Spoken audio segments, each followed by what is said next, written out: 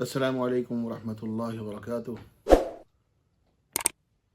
تعمیر حیات، صفحہ نمبر 42، جلد نمبر 42، صفحہ نمبر 21۔ ایک بادشاہ سلجوقی سلطنت کا بادشاہ سلطان ملک شاہ کے نام سے معروف ہے۔ ایک دفعہ اپنے کچھ احباب کے ساتھ شکار کے لیے نکلا۔ اس نے بہت ایک مثال قائم کی، ایک بہترین انصاف کر کے دکھایا۔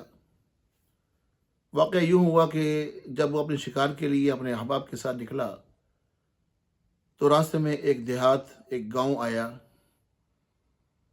وہ لوگ جو ساتھ تھے ان کو بھوک لگ رہی تھی اور دائیں بائیں دور دور تک کوئی چیز کھانے والی نہیں تھی، اور جو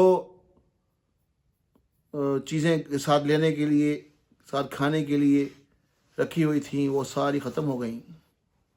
بھوک نے ستایا۔ گاؤں کے قریب ہی ایک جگہ پڑاؤ ہوا تو ایک بڑھیا تھی، اس کے پاس ایک گائے تھی، 3 اس کے بچے تھے جو اس گائے کے دودھ سے پل رہے تھے۔ ان کے پاس بھی کھانے کا اور کوئی نظام نہیں تھا۔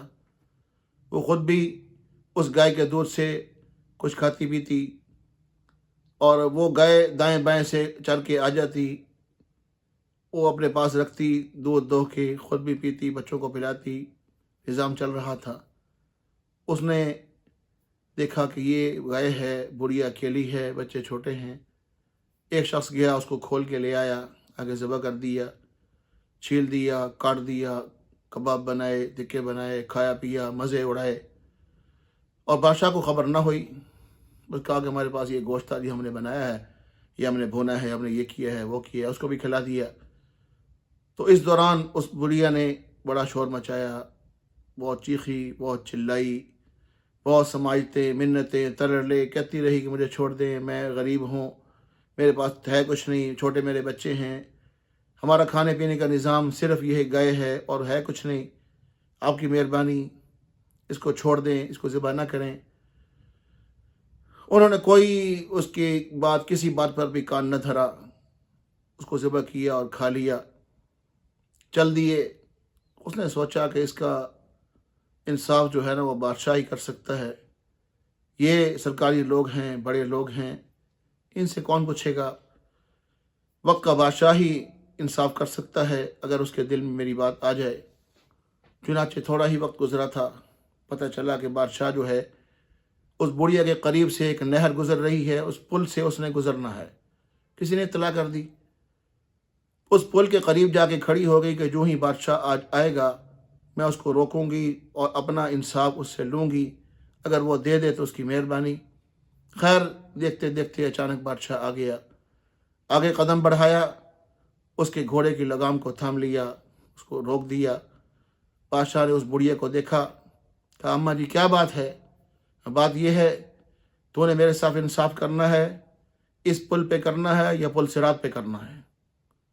اس نے چھال ماری، نیچے اتر آیا، ڈر گیا کہ اماں جان نہیں، میں آپ کے ساتھ انصاف اسی پل پر کرنا چاہتا ہوں، آگے پل صراط کی طاقت میرے اندر نہیں ہے کہ میں وہاں جا کے آپ کے ساتھ انصاف کروں، آپ کی مہربانی، آپ بات کریں کیا بات ہے؟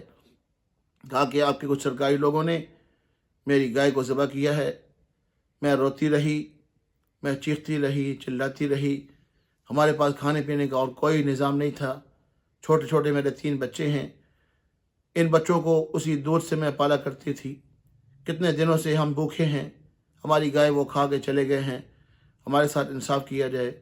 بادشاہ نے بہت ساری گائیں اس بڑھیا کو دی، ان لوگوں کو بلوایا، اس کے سامنے سزا بھی دی کہ تم نے اس مائی کے ساتھ کیوں زیادتی کی ہے۔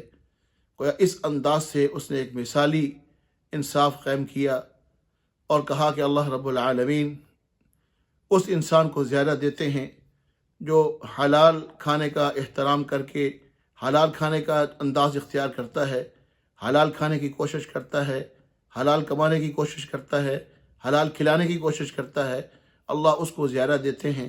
جو حرام کھاتا ہے، حرام اس کے رگ و ریشوں میں جاتا ہے، وہ سارے حرام کے کام کرتا ہے، اچھے کام، نیکی کے کام، بھلائی کے کام اس کے جسم سے نہیں نکلتے۔ اللہ رب العالمین کا شکریہ ادا کرنا چاہیے۔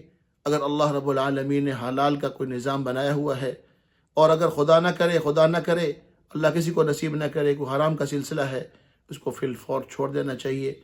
حلال میں برکت ہوتی ہے، حرام زیادہ ضرور ہوتا ہے لیکن اس میں برکت بالکل نہیں ہوتی۔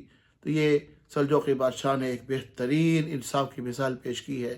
اللہ رب العالمین ہمیں بھی اس طرح کے اچھائیاں، بھلائیاں اور خیریں اور اس طرح کے انصاف کرنے کی توفیق نصیب فرمائے۔ والسلام علیکم۔